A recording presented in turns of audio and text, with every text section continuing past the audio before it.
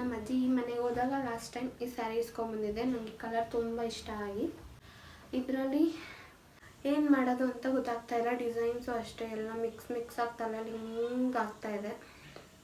ನೋಡಬೇಕು.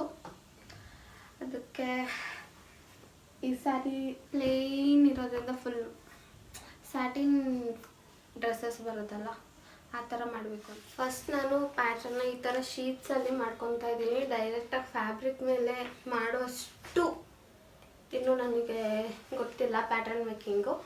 ಅದಕ್ಕೆ ಫಸ್ಟ್ ಈ ಶೀಟ್ಸಲ್ಲಿ ಹೆಂಗೆ ಬರುತ್ತೋ ಹಂಗೆ ಮಾಡ್ತೀನಿ. ಮಾಡಿ ನೋಡೋಣ. ಇನ್ನು ಡ್ರೆಸ್ ಹೇಗೆ ಬರುತ್ತೆ ಅನ್ನೋದು ಗೊತ್ತಿಲ್ಲ ನನಗೆ. ಆದರೆ ಒಂದು ಸೀರೆ ಹಾಳು ಮಾಡಿ ಅಂತ ಬಯಸ್ಕೊತೀನಿ. ಚೆನ್ನಾಗಿ ಬಂತು ಅಂದರೆ ವಾವ್ ಅಂತ ಹಾಕ್ಕೊಂಡು ಓಡಾಡ್ತೀನಿ.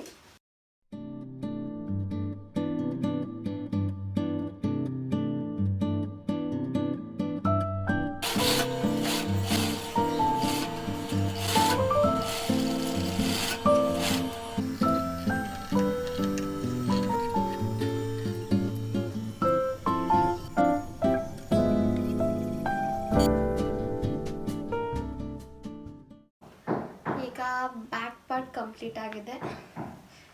ನೆಕ್ಸ್ಟ್ ಫ್ರಂಟ್ ಪಾರ್ಟ್ ಮಾಡಬೇಕು. ನಾನು ಜಾಸ್ತಿ ಯಾವಾಗಲೂ ಬ್ಯಾಕ್ ಪಾರ್ಟ್ನೇ ಸ್ಟಾರ್ಟ್ ಮಾಡೋದು, ಯಾಕಂದರೆ ತುಂಬ ಬೇಗ ಕಂಪ್ಲೀಟ್ ಆಗಿಬಿಡುತ್ತೆ, ಈಸಿಯಾಗಿರುತ್ತೆ. ಸ್ಟಾರ್ಟಿಂಗಿಗೆ ತುಂಬ ಟೆನ್ಷನ್ ಆಗಿಬಿಟ್ರೆ ಕಂಟಿನ್ಯೂ ಮಾಡೋದಕ್ಕೆ ಮೂಡಿರಲ್ಲ. ಸೊ ಇವಾಗ ಬ್ಯಾಕ್ ಪಾರ್ಟ್ ಆಗಿದೆ, ಫ್ರಂಟ್ ಪಾರ್ಟ್ ಸ್ಟಾರ್ಟ್ ಮಾಡಬೇಕು.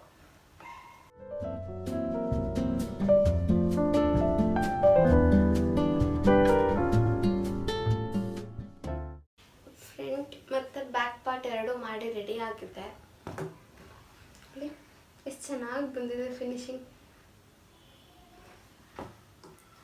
ಫ್ರಂಟ್ ಮತ್ತು ಬ್ಯಾಕ್ ಪಾರ್ಟ್ ಆಗಿದೆ. ಇವಾಗ ಸ್ಲೀವೇ ತಲೆ ಕೆಡ್ತಾ ಇರೋದು. ಸ್ಲೀವ್ಗೆ ಐಡಿಯಾಸು 3-4 ಥರ ಬರ್ತಾ ಇದೆ. ಇದಕ್ಕೆ ಸುಮ್ಮನೆ ಹಾಗೆ ಅಟ್ಯಾಚ್ ಮಾಡಿ ಇಲ್ಲಿ ಮಾತ್ರ ಎಲಾಸ್ಟಿಕ್ ಕೊಡೋದು, ಇಲ್ಲ ಇಲ್ಲಿ 2 ಕಡೆ ಎಲಾಸ್ಟಿಕ್ ಕೊಡೋದು. ಏನು ಮಾಡೋದು ಗೊತ್ತಾಗ್ತಾ ಇಲ್ಲ. ಮತ್ತು ಆ ಥರ ಸ್ಲೀವ್ ನಾನು ಯಾವತ್ತೂ ಕಟ್ ಕೂಡ ಮಾಡಿಲ್ಲ. ಇವಾಗ ಕಟ್ ಮಾಡಿಬಿಟ್ಟು ಸ್ಟಾರ್ಟ್ ಮಾಡ್ಕೋಬೇಕು. ಸ್ಲೀವ್ ಅಟ್ಯಾಚ್ ಮಾಡಿ ಸ್ಕರ್ಟ್ ಕಟ್ ಮಾಡಿ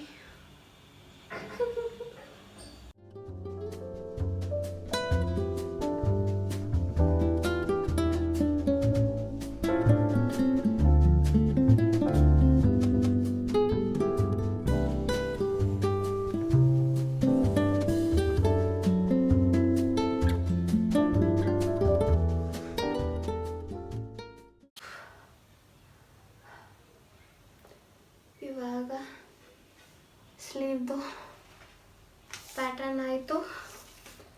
ಆಲ್ಮೋಸ್ಟ್ ಎಷ್ಟು 1 ಅವರಿಂದ ಸ್ಲೀವ್ ಪ್ಯಾಟರ್ನ್ ಮಾಡ್ಕೊಂಡು ಕೂತಿದೆ.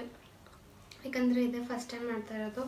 ಇವಾಗ ಮಾಡಿಟ್ಕೊಂಡೆ ಮುಂದೆ ನನಗೆ ಹೆಲ್ಪ್ ಆಗುತ್ತಲ್ಲ, ಆವಾಗಲೂ ಮತ್ತೆ ಕಷ್ಟಪಡೋ ಆಗಿಲ್ಲ ಅಂತ ಪ್ಯಾಟರ್ನ್ ಮಾಡಿ ಇಟ್ಕೊಂಡ್ಬಿಟ್ಟಿದ್ದೀವಿ. ಇವಾಗ ಇದನ್ನು ಫ್ಯಾಬ್ರಿಕ್ ಮೇಲೆ ಇಟ್ಟು ಕಟ್ ಮಾಡಿ ಸ್ಲೀವ್ ಸ್ಟಾರ್ಟ್ ಮಾಡ್ಕೊತೀನಿ.